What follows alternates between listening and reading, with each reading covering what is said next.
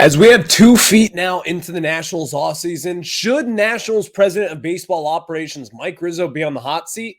We'll discuss that after this.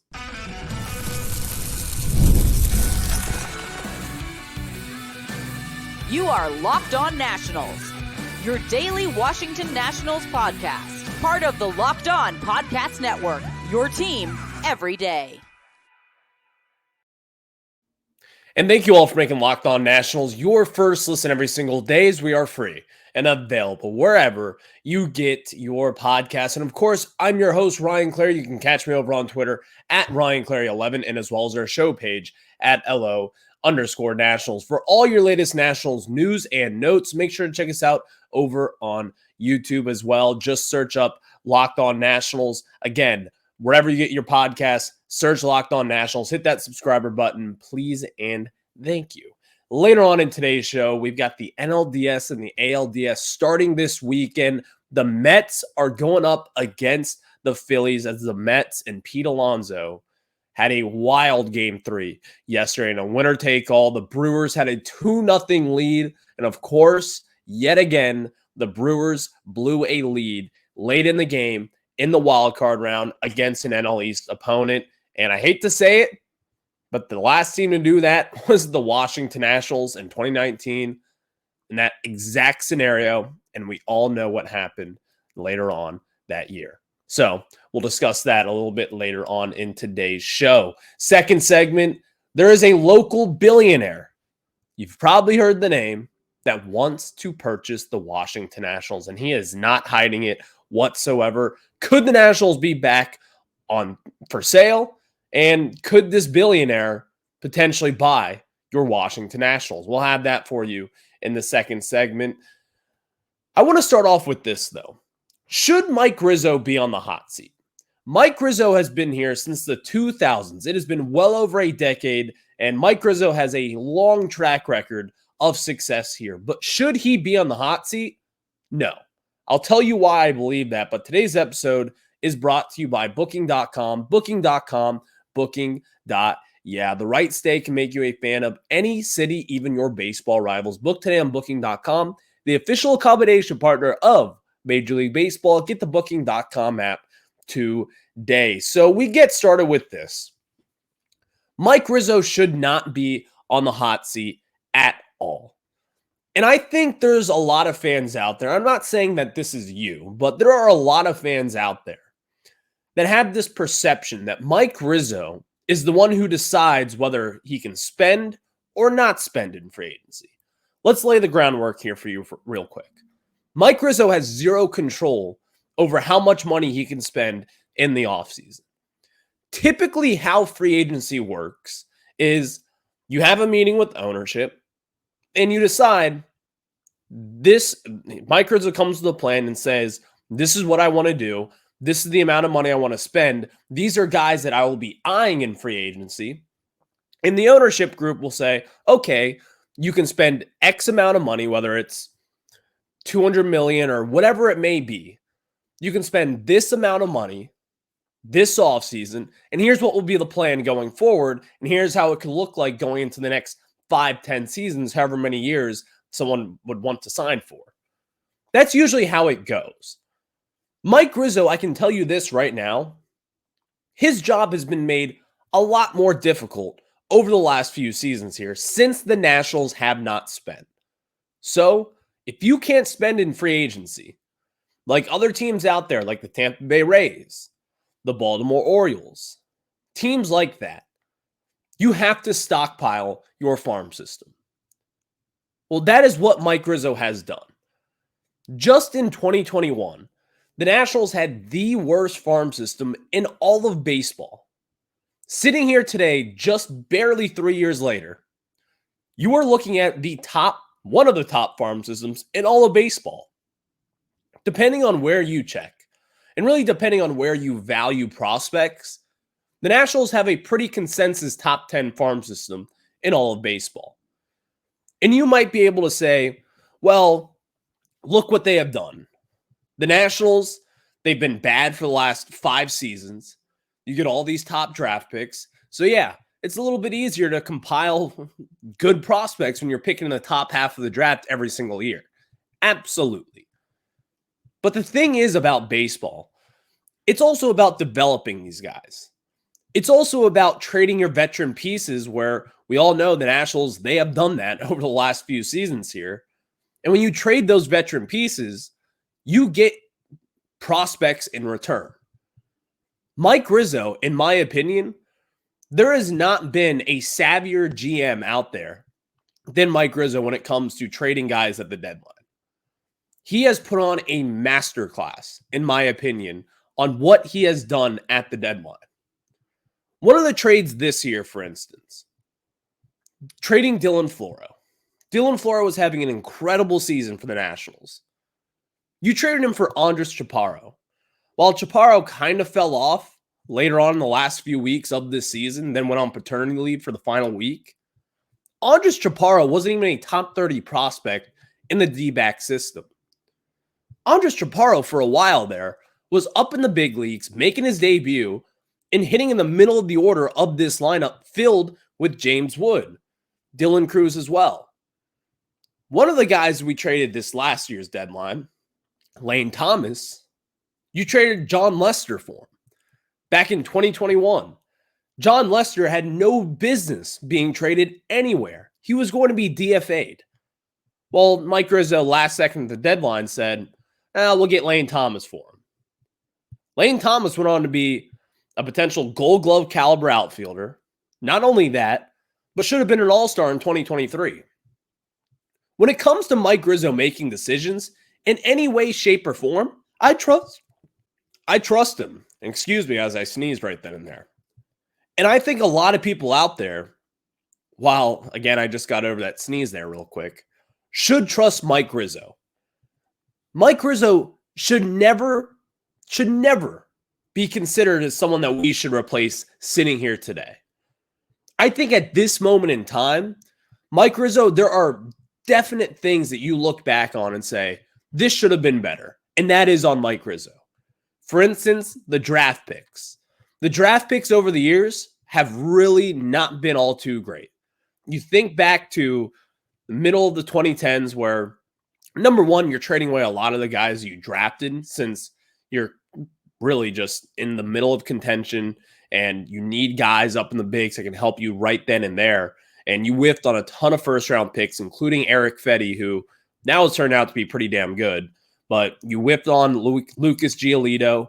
You whiffed on Dane Dunning at that point in time. You whiffed on a lot of different prospects. But you also have hit on a lot of guys as well, especially recently. Jake Irvin, Jacob Young, guys who aren't even first-round picks. They have become legitimate foundational pieces for this organization. It's not just about the first-round picks.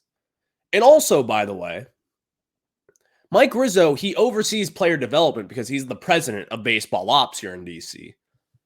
But the Nationals, they gutted their player development department. And over this last year, you've seen a lot of guys take steps up in their development in year one under the new player development system. You also got new scouting directors, Danny Haas. You have really replenished this front office, and in my opinion, I think it's been a very, very different kind of way that the Nationals have gone about developing prospects. Brad Ciolik, the new senior director of amateur scouting, he has been incredible. He ran the Nationals draft from this last year, and in my opinion, they got the most talent that they have gotten, really outside of 2023, in my opinion, but over the years, they have not compiled this kind of talent. And I know for a fact that that went into place in this year's draft because the Nationals cut a deal at number 10 overall with Seaver King. The Nationals have never done that. They have never gone that route. Never. You know who did? The Baltimore Orioles, who still have one of the top systems in all of baseball. Brad Ciolik came from there, and he ran their draft operations for the Orioles for quite some time. The team that drafted Adley Rutschman, Gunnar Henderson, Kobe Mayo, all the different guys you see, Grayson Rodriguez, all the different guys that you see up in the bigs, making an impact for those Orioles teams, Brad Ciolek probably drafted them. And also on top of that, Danny Haas. You hired him to be he was a scouting director with the D-backs, and now he's basically the de facto assistant GM at this point. Danny Haas, the Diamondbacks last year were in the World Series. He knows how to scout. He knows how to get talent in the building. Mike Rizzo is at the forefront of that. He was the one who changed up this front office. So I think people out there are a little too harsh on Mike Rizzo. They are. Mike Rizzo should not be going anywhere, and he should not be on the hot seat entering 2025. And if you are out there tweeting or whatever it is saying Mike Rizzo needs to spend money on this free agent, that is not a Mike Rizzo issue. It is an ownership issue. And thank you all for making Locked On Nationals your first listen every single day, as we are free and available wherever you get your podcasts. And of course, next segment, we have a local billionaire who you have probably heard of. And you've probably heard him in Nationals rumors late and over the last few seasons, is yet again publicly interested in buying the Washington Nationals. So let's get into that. But before we do that, today's episode is brought to you by our friends over at Tonal. And of course, for those of us who thrive on getting stuff done, including workouts, every minute counts. That's why you need Tonal, the smart strength training system that takes the guesswork out of working out so you can make sure you're making the most of every rep. Tonal is the world's smartest and most effective strength training system that helps get you stronger. Powered by AI, Tonal learns with every rep so it can deliver workouts personalized just for you. It's just like having a personal trainer at home with you, as Tonal will optimize every workout just for you. And unlike traditional gym equipment, Tonal uses adaptive digital weight to advance your training techniques. From professional athletes to the mom of three, Tonal is trusted by thousands who have become their strongest. Right now, Tonal is offering our listeners $200 off your Tonal purchase with promo code LOCKEDONMLB. That's Tonal.com and use promo code LOCKEDONMLB for $200 off your purchase. That's Tonal.com, promo code LOCKEDONMLB for $200 off.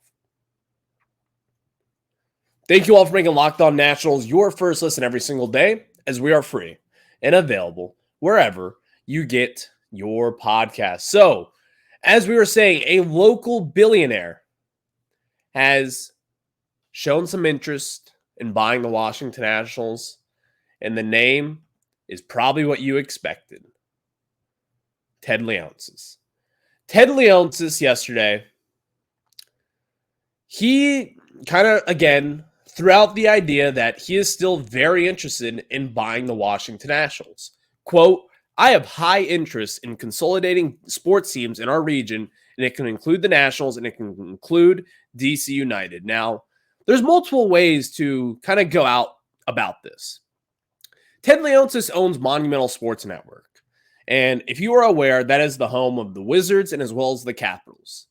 Monumental Sports Network is its own network television that it would seem to be that it is inevitable, I would even say, that the Nationals will move there at one point in time. And that could fix a lot of the rights issues as far as the Nationals go. Meaning like our local TV rights. You know about Masson already. You know that it has been a shabingus so far. We all know that and we all understand that. Ted Leonsis, number one, wants to fix that. And number two, he is still interested in buying the Washington Nationals. I want to get at it from this angle at first, though.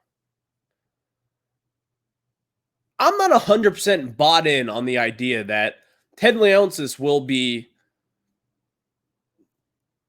like the best owner in baseball. Like, I'm not 100% sure that he would be even all that interested buying the Washington Nationals and how good of an owner that he would be. Because my thing is, I'm not 100% bought in the idea that he will be better than what the Lerner family already is. I have my issues with the Lerner family. I think we all do. The Lerners seemingly have kind of taken a step back over the last few years, and at one point they were selling, and then it was up in lingo, and then all of a sudden they're not selling anymore, as Andrew Golden of the Post reported this last spring. So when you tell me that you already have 1 foot out the door, it's hard to get 2 feet back in my opinion, especially when the Nationals kind of seem like a little bit of a disaster right now as far as where's leadership at? Where is our owners? Why aren't they addressing the media? One thing in town that I'm going to assume you guys are Commanders fans, new ownership here in town with Josh Harris.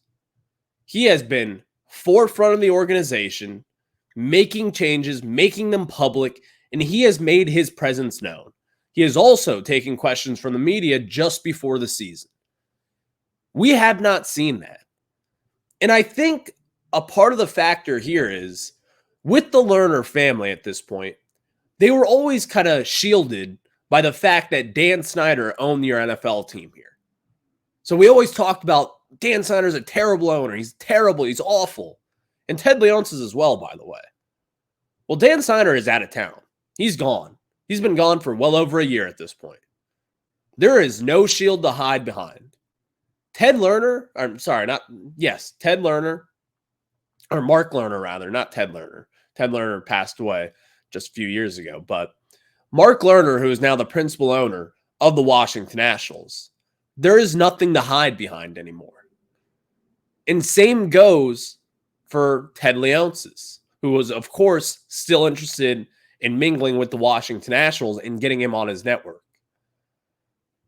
There is going to be some real questions, I believe, this offseason of multiple different factors here. Number one, does the Lerner family still have interest owning this team? I think that will be a big question that a lot of people will be asking. And number two, will they sell this team? And will they sell it to Ted Leonsis? Because I think the moral of this conversation, and really the bottom floor of this is, would Ted Leonsis be an improvement? I can't answer that at this point. Will he go out there and spend the money? I can't answer that at this point. But one thing does not sit right with me about Ted Leonsis. And one thing that really is at this point is I'm not 100% sure that this guy can do it. I make the comparison, and I know it's apples and oranges, but I can't get past this fact. I'm a Wizards fan, and I'm a Capitals fan. The Wizards and the Caps, while the Caps did win the 2018 Stanley Cup, and it was great, it feels as if they've fallen short in a lot of different areas over the years. It just took the Wizards nearly 15 years to finally blow it up and get a rebuild going when we all knew that they needed to do this back in 2018. It took them forever to realize that this isn't going to work. And also during that time frame, you gave one of the worst contracts in NBA history at that point in time. Now, again, I don't know if he's going to be able to do that as a Nationals owner. And the bright side of this, because there are positives of it, Ted Leonsis is one of the most loyal men out there, especially when it comes to it. And that was one of the Bradley Beal contracts when he gave him the second biggest contract in NBA history, with one of the only guys in NBA history to have a full no-trade clause. He is a loyal guy, which is great. That is awesome. But this is also a business. And this is also a real thing that millions of people rely on surrounding the DC area and surrounding the United States. I'm not ready to just say, yeah, Lerner, sell the team. Sell the team to Ted Leonsis. Not at this point. And again, if the Lerner family seems to be 1 foot out the door, then yes, I do want them to sell. But I am skeptical, to say the least, of the idea that Ted Leonsis should own the Nationals as well as the Caps and the Wizards. I don't know if I'm ready for that. And I don't know if a lot of people are ready for that as well. So we'll see what happens moving forward, but I think a lot of people overall getting the Wizards, the Capitals, and the Nationals under one ownership group with Ted Leonsis, I don't know if I love that idea. It just does not seem right. And again, that's just the end of it for me. We'll see what happens. We'll see if Ted Leonsis does actually show interest down the line yet again. But overall, We'll have to see what happens. Thank you all for making Locked On Nats your first listen every single day, as we are free and available wherever you get your podcast. So next, let's tell you guys about some of our friends over at booking.com. And of course, this episode of Locked On Nationals is brought to you by booking.com, booking.com, booking. Yeah, explore those U.S. cities you always secretly wanted to learn more about. Other baseball cities like Philadelphia. And of course, you can check it out with hotels, bed and breakfast, vacation rentals, resorts, and so much more on booking.com. You might just find your perfect stay, even in your baseball rival city during the postseason. You know what? The Mets and the Phillies, they are facing off in the NLDS. So we'll have that preview for you coming up next. Maybe you want to go up to New York and stay at Citi Field. Well, you can find a nice little hotel there in Queens for a nice price as well with our friends at booking.com. They have a wide variety of choices across the U.S. and New York, and as well as Philly, even if you want to check out Philly as well, which I don't know if many people want to do that, but you can go incognito to all your baseball rival cities and root against both teams. Doesn't that sound fun? Booking.com delivers exactly the right U.S. stay for you. Booking.com can help you make a stay that's close to your home team or rivals stadium, and the right stay can make you a fan of any U.S. city, even Philadelphia, and even your baseball rivals like the New York Mets, and again, the Phillies as well. Booking.com, booking.yeah.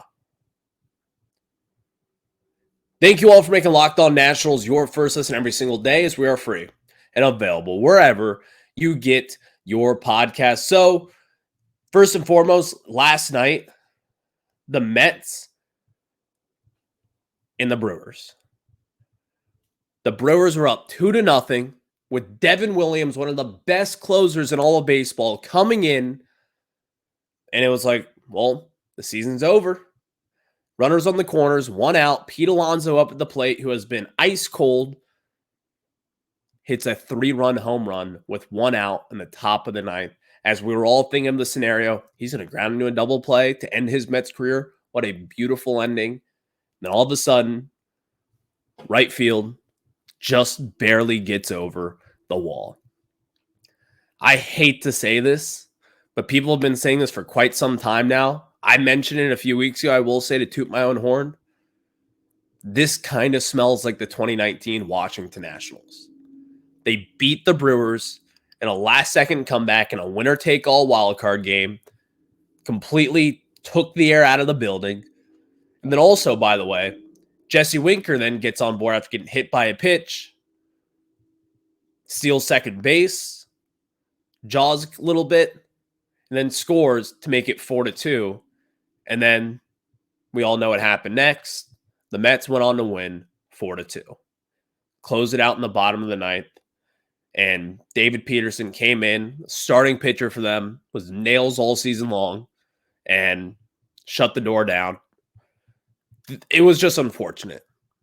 It feels like a team of destiny at this point. So now they have got a date with the Philadelphia Phillies. The Mets and the Phillies start tomorrow at 4 o'clock. You've got Zach Wheeler on the mound. We still do not know what the Mets will go with at this point in time, as they have played a ton of baseball over the last 4 days here. So they have played 2 games on Monday, 1 game Tuesday, Wednesday, and Thursday. They have had 5 games over the last 4 days. They needed a much needed rest day here. So we'll see what the Mets ultimately do, but that's going to be a polarizing series between the Mets and the Phillies. Baseball, I will say, it sucks to admit this, but this is probably what was best for baseball, to get the Mets and the Phillies, a New York and a Philly market, in the division series, facing off against one another. So that will be a much must-watch series between them. You also have the Tigers and the Guardians starting tomorrow at 1:08 Eastern time, and that's going to be a really fun series as well. I think one of the more slept-on series, and while also you've got Padres-Dodgers, which we all know will be an incredible watch. You've got Yamamoto going against Dylan Cease in Game 1 tomorrow night at 8:38 Eastern time. But the one series that I really am interested in is the Kansas City Royals against the New York Yankees. Got Michael Wacha going up against Garrett Cole in Game 1 tomorrow. That is a pitching matchup that I think a lot of baseball fans love to see. Michael Wacha has been around for quite some time now. He has been one of those guys who kind of just disappeared over the last few seasons. And then he comes back and he has just been incredible for this Royals team. 33 years old, started off in St. Louis when they were making World Series runs, and it seemed as if Michael Wacha was going to be like the next big thing. Well, he pitched the Mets back in 2020, did not do all too great. 2021 was then with the Tampa Bay Rays, wasn't all too great.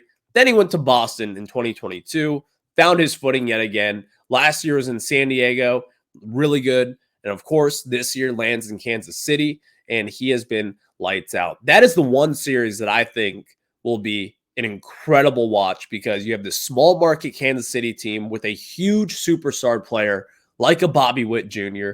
going up against Juan Soto, Aaron Judge, Garrett Cole, and the entire Yankees staff.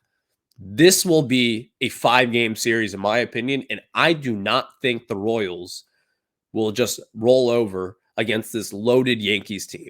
Watch out for the Royals. I'm telling you right now, they could knock off the New York Yankees. We'll discuss that on Monday's show as we'll have 2 games under our belt of the division series in both the AL and the NL. So we'll discuss that much more on Monday's show. I'll catch you guys on the flip side. Have a good one. Go Nats.